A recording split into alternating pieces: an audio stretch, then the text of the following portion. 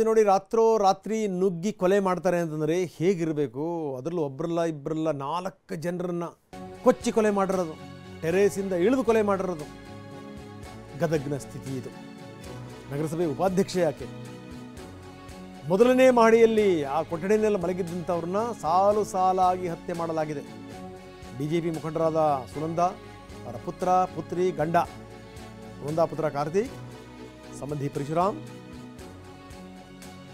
ಪರಶುರಾಮ್ ಪತ್ನಿ ಮಗಳು 16 ವರ್ಷದ ಆಕಾಂಕ್ಷ. 4 ಜನರ ಕೊಲೆ. ಚಾಕು, ಮಾರಕಾಸ್ತ್ರಗಳು ಎಲ್ಲವನ್ನು ಬಳಸಿ ದುಷ್ಕರ್ಮಿಗಳನ್ನು ಕೊಲೆ ಮಾಡಲಾಗಿದೆ.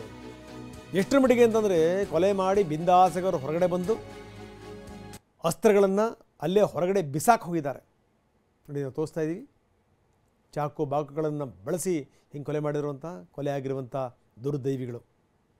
ಎಂಥ ಸ್ಥಿತಿ ನೋಡಿ ಇದು. ಬಿಜೆಪಿ ಮುಖಂಡರು ಸುನಂದ ಅವರ ಪುತ್ರ ಮತ್ತು ಸಂಬಂಧಿಕರು.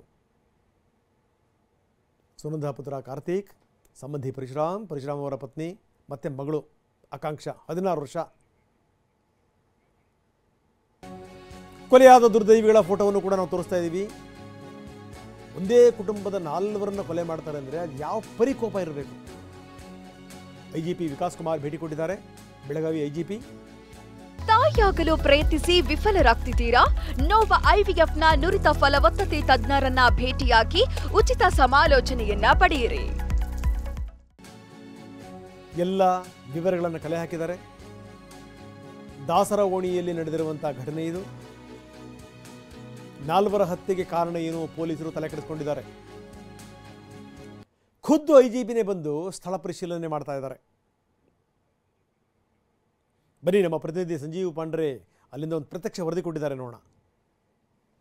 ಗದಗ ನಗರದ ಕೊಲೆಯಾದಂಥ ಒಂದು ಸ್ಥಳದಲ್ಲಿ ಮನೆ ಹತ್ತಿರ ಇದ್ದೀವಿ, ನೋಡ್ಬೋದು. ಇದು ಏನು ಕಳ್ಳರು ಎಲ್ಲಿಂದ ಈ ಮನೆ ಪ್ರವೇಶ ಮಾಡಿದ್ರು ಅನ್ನೋದು ನಾವು ನಿಮಗೆ ತೋರಿಸ್ತೀವಿ. ಇದು ಆ ಮನೆಯ ಏನು ಪ್ರಕಾಶ್ ಬಾಕಳೆ ಏನಿದ್ದಾರೆ ಅವರ ಮನೆಯ ಈ ಹಿಂಬಾಗಿಲಿನ ಹಿಂದಿನ ಭಾಗದ ಈ ಒಂದು ಚಿತ್ರಣ. ಇಲ್ಲಿಂದಲೇ ಅವರು ಏನು ಕಳ್ಳರು ಅಥವಾ ದುಷ್ಕರ್ಮಿಗಳು ಇಲ್ಲಿಂದ ಅವರು ಹತ್ತಿ ಒಳಗಡೆ ಒಂದು ಪ್ರವೇಶ ಮಾಡಿದ್ದಾರೆ. ಇಲ್ಲಿ ನೋಡ್ಬೋದು, ಇಲ್ಲ ಅವರು ಜರ್ದಿದ್ದು ಅಥವಾ ಅವರು ಏನು ಬೂಟಿಂದ ಒಂದು ಏನು ಸಿಂಬಲ್ ಕಾಲಿಟ್ಟದು ಕೂಡ ಒಂದು ಕೆಲವೊಂದು ಗುರುತುಗಳು ಕೂಡ ಇಲ್ಲಿದ್ದಾವೆ. ಈ ಒಂದು AC ಏನು ಇದೆಯಲ್ಲ, ಇದ್ರ ಮೇಲೆ ಕಾಲಿಟ್ಕೊಂಡು ಮೇಲ್ಗಡೆ ಆ ಒಂದು ಕಿಟಕಿ ಇದೆ, ಆ ಡೋರ್ ಏನಿದೆಯಲ್ಲ ಓಪನ್ ಇದ್ದದ್ದು, ಅಲ್ಲಿಂದಲೇ ಅವರು ದುಷ್ಕರ್ಮಿಗಳು ಮನೆಗೆ ಪ್ರವೇಶ ಮಾಡಿದ್ದಾರೆ. ಮನೆಗೆ ಪ್ರವೇಶ ಮಾಡಿ ಅಲ್ಲಿ ಮನೆಯಲ್ಲಿದ್ದಂಥ 4 ಭೀಕರವಾಗಿ ಒಂದು ಹತ್ಯೆ ಮಾಡಿದ್ದಾರೆ. ಇದು ಈ ಒಂದೆಲ್ಲ ಚಿತ್ರಣ ನೋಡಿದ್ರೆ ಇದು ಕೊಲೆಗೆ ಕಾರಣ ಏನು ಮತ್ತು ಕೊಲೆ ಮಾಡಿದವರು ಕಳ್ಳರು ಅಥವಾ ಬೇರೆಯವರು ಅನ್ನೋಂಥದ್ದು ಕೂಡ ಸಾಕಷ್ಟು ಅನುಮಾನ ಕೂಡ ಈಗ ಕಾಡ್ತಾಯಿದೆ. ಹೀಗಾಗಿ ಈ ಒಂದು ಕೊಲೆಯ ಇಂಚಿಂಚು ಕೂಡ ಒಂದು ಪರಿಶೀಲನೆ ಈಗ ಮಾಡ್ತಾ ಇದ್ದಾರೆ. ಈಗ ಫಾರೆನ್ಸಿಕ್ ತಂಡ ಕೂಡ ಇಲ್ಲಿ ಏನು ಹಿಂಬಾಲಿಗಿಂದ ಏನು ಕಳ್ಳರು ಮನೆಯ ಪ್ರವೇಶ ಮಾಡಿದ್ರು ಅಲ್ಲೇ ಈಗ ಅಧಿಕಾರಿಗಳು ಪರಿಶೀಲನೆಯನ್ನು ಮಾಡ್ತಾಯಿದ್ದಾರೆ. ಏನು ಕಳ್ಳರು ಹೇಗೆ ಬಂದರು, ಏನು ಎಂತ ಅಥವಾ ಇಲ್ಲಿ ಏನೇನೋ ಅವರು ಇಲ್ಲೇ ನೋಡ್ಬೋದು. ಅಲ್ಲಿ ಏನು ಈಗ ಅಧಿಕಾರಿಗಳು ಏನು ಪರಿಶೀಲನೆ ಮಾಡ್ತಾಯಿದ್ದಾರೆ, ಆ ಭಾಗದಲ್ಲಿ ಅವ್ರೇನು ಮಾರಕಾಸ್ತ್ರ ಏನು ಉಪಯೋಗ ಮಾಡಿದರು ಕೊಲೆಗೆ ಅಲ್ಲೇ ಒಂದು ಇಲ್ಲಿ ಚರಂಡಿಯಲ್ಲಿ ಎಸೆದು ಹೋಗಿದ್ದಾರೆ. ಹೀಗಾಗಿ ಅವರೆಲ್ಲವೂ ಕೂಡ ಒಂದು ಅಧಿಕಾರಿಗಳ ತಂಡ ಪರಿಶೀಲನೆ ಮಾಡ್ತಾಯಿದ್ದಾರೆ. ಒಳಗಡೆ ಶ್ವಾನದಳ ಆಗಿರ್ಬೋದು, ಬೆರಳಚ್ಚು ತಜ್ಞರು, ಫಾರೆನ್ಸಿಕ್ ತಂಡದವರು. ಯಾಕಂದರೆ ಇದು ಇಡೀ ಅವಳಿ ನಗರದಲ್ಲಿ ಕೂಡ ಹಿಂದೆಂದೂ ಕೂಡ ಆಗದಂಥ ಭೀಕರ ಮರ್ಡರ್ ಆಗಿದೆ. ಇದು ಯಾಕೆ ಆಗಿದೆ, ಇದ್ರ ಹಿಂದೆ ಏನು ಕಾರಣ, ಬರೀ ಕೇವಲ ಏನು ಕಳ್ಳರು ನುಗ್ಗಿ ಈ ಥರ ಮಾಡಿದಾರೋ ಅಥವಾ ಬೇರೆ ಕಾರಣ ಇದಾವೋ ಅಂತ ಅನ್ನೋದು. ಯಾಕೆಂತಂದರೆ ಈ ಕುಟುಂಬದ ಹಿನ್ನೆಲೆ ಕೂಡ ರಾಜಕೀಯ ಹಿನ್ನೆಲೆ, ಜೊತೆಗೆ ಉಪಾಧ್ಯಕ್ಷರು ಕೂಡ ಇದ್ದಾರೆ. ಹೀಗಾಗಿ ಇದ್ರಾಗ ಸಾಕಷ್ಟು ಅನುಮಾನಗಳು ಕೂಡ ಬರ್ತವೆ. ಈ ಎಲ್ಲ ಎಂಗಲ್ಗಳಿಗೂ ಕೂಡ ಇಲಾಖೆಯವರು ತನಿಖೆ ಮಾಡ್ತಾಯಿದ್ದಾರೆ. ಈಗ ತನಿಖೆ ನಂತರವೇ ಕೂಡ ಈ ಕೊಲೆಗೆ ಕಾರಣ ಏನು ಅನ್ನೋದು ಸತ್ಯ ಬಯಲಾಗಲಿದೆ.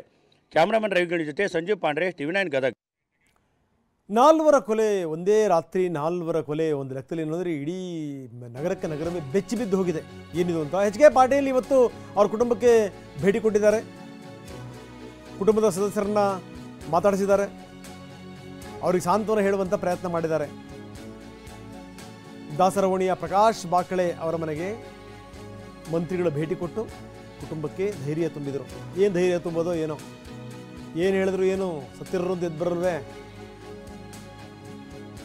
ಯಾಕೋ ಇತ್ತೀಚಿನ ದಿನಗಳಲ್ಲಿ ನೋಡ್ತಾ ಇದ್ದೀವಿ, ವ್ಯವಸ್ಥೆ ಅನ್ನುವಂಥದ್ದು ಕೆಟ್ಟು ಕುಲುಗೆಟ್ಟು ಹೋಗ್ತಾ ಇದೆ. ಎಲ್ಲಿ ನೋಡಿದಲ್ಲಿ ಕೊಲೆಗಳು, ಯಾವನ್ ಬೇಕಾದ್ರೂ ಬಾಂಬ್ ಬಿಡ್ತಾನೆ, ಯಾವನ್ ಬೇಕಾದ್ರೂ ಕೊಲೆ ಮಾಡ್ತಾನೆ.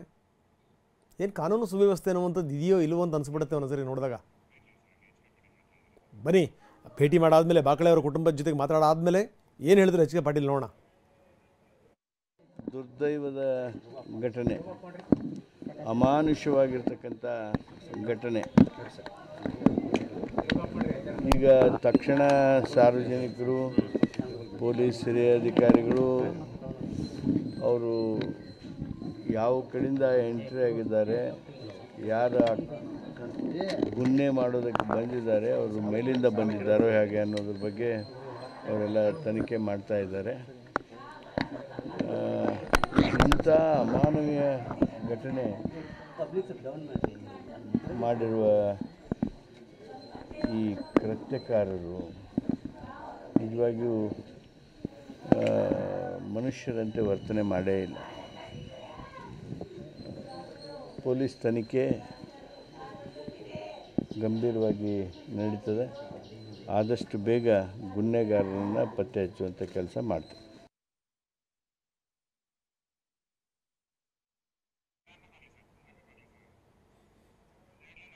ಕೊಲೆಯಾದ ಸ್ಥಳಕ್ಕೆ ಎಚ್ ಕೆ ಪಾಟೀಲ್ ಭೇಟಿ ಕೊಟ್ಟಿದ್ದರು. ಬಾಕ್ಲೆ ಅವರ ಕುಟುಂಬದ ಸದಸ್ಯರಿಗೆ ಸಾಂತ್ವನ ಹೇಳಿದರು. ಒಂದು ಲೆಕ್ಕದಲ್ಲಿ ನಾಲ್ಕು ಜನರನ್ನ ಕಳ್ಕೊಂಡಿರುವಂಥ ಕುಟುಂಬ ಒಂದು ಲೆಕ್ಕದಲ್ಲಿ ಕತ್ತಲಲ್ಲಿದೆ. ಆಕಾಶ ತಲೆ ಮೇಲೆ ಬಿದ್ದಂಗೆ ಆಗಿಬಿಟ್ಟಿದೆ ಅವರಿಗೆ. ಏನಿದು, ಏನು ನಡೀತು, ಯಾಕಾಯಿತು, ಏನು ಎತ್ತ ಏನು ಗೊತ್ತಿಲ್ಲ. ರಾಕ್ರಂದನ ಮುಗಿಲು ಮುಟ್ಟಿದೆ. ಬನ್ನಿ ಇದಕ್ಕೆ ಸಂಬಂಧಪಟ್ಟಂಗೆ ಎಸ್ ಪಿ ಏನು ಹೇಳ್ತಾರೆ ನೋಡೋಣ. ತಡರಾತ್ರಿಯಲ್ಲಿ ಏನು ಪ್ರಕಾಶ್ ಬಾಕಳೆಯವ್ರದ್ದು ಮನೆಯಲ್ಲಿ 4 ಜನರದ್ದು ಕೊಲೆಯಾಗಿದೆ. ಈ ಬಗ್ಗೆ ಪೊಲೀಸ್ಗೆ ಮಾಹಿತಿ ಬಂದ ತಕ್ಷಣ ನಾವು ಇಲ್ಲಿ ಸ್ಥಳಕ್ಕೆ ಬಂದಿದ್ದೀವಿ, ಎಲ್ಲ ಪರಿಶೀಲನೆ ಮಾಡ್ತಾಯಿದ್ದೀವಿ. ಕೊಲೆಯಾದವರು ವಿವರ ಒಬ್ಬ ಕಾರ್ತಿಕ್ ಪ್ರಕಾಶ್ ಬಾಕಳೆ ಅಂಥೇಳಿ, ಅದೇ ರೀತಿ ಪರಶುರಾಮ್ ಹಾದಿಮನಿ ಅಂತ, ಲಕ್ಷ್ಮಿ ಹಾದಿಮನಿ ಅಂತ ಮತ್ತು ಆಕಾಂಕ್ಷ ಹಾದಿಮನಿ ಅಂತ ಎಷ್ಟು ಜನರದ್ದು ಕೊಲೆಯಾಗಿದೆ. ಈಗ ಅದರ ಬಗ್ಗೆ ವಿವರವಾಗಿ ಪ್ರಕರಣ ದಾಖಲಿಸಿಕೊಂಡು ತನಿಖೆ ಕೈಗೊಳ್ತಾ ಇದ್ದೀವಿ. ಯಾರು ಈ ಕೃತ್ಯದಲ್ಲಿ ಭಾಗಿಯಾಗಿದ್ದಾರೆ ಅವರನ್ನು ಕೂಡಲೇ ದಸ್ತಗಿರಿ ಮಾಡಿ ಮುಂದಿನ ಕಾನೂನು ಕ್ರಮ ತಗೊಳ್ತೀವಿ. ಅವ್ರು ಮೇಲಿಂದ ಎಂಟ್ರಿ ಆಗಿದ್ದಾರೆ ಅಂತ ಹೇಳ್ತಾರೆ, ಮೇಲೆ ಟೆರೆಸ್ ಕಡೆಯಿಂದ ಎಂಟ್ರಿ ಆಗಿದ್ದಾರೆ ಅಂತ ಹೇಳ್ತಾರೆ. ಸೊ ಎಲ್ಲನೂ ಕೂಡ ನಾವು ಪರಿಶೀಲನೆ ಮಾಡತ್ತೀವಿ. ಇನ್ನೂ ಸದ್ಯಕ್ಕೆ ಯಾರು ಏನು ಅಂತ ಗೊತ್ತಾಗಿಲ್ಲ. ಎಲ್ಲ ಮೂಲಗಳಿಂದ ತಿಳಿದುಕೊಂಡು ನಾವು ಸಾಧ್ಯದಷ್ಟು ಬೇಗ ಅವ್ರನ್ನ ದಸ್ತಗಿರಿ ಮಾಡ್ತೀವಿ.